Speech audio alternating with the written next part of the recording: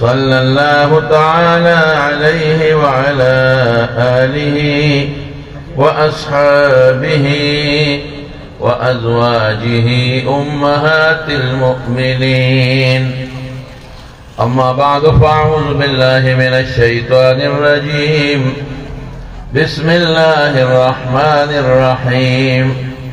اليوم أكملت لكم دينكم وأتممت عليكم نعمتي ورضيت لكم الإسلام دينا.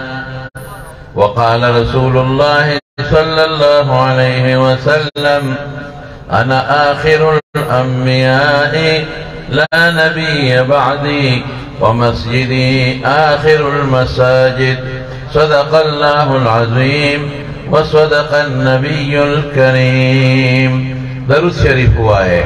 اللهم صل وسلم على سيدنا ومولانا محمد وآله وصحبه أجمعين.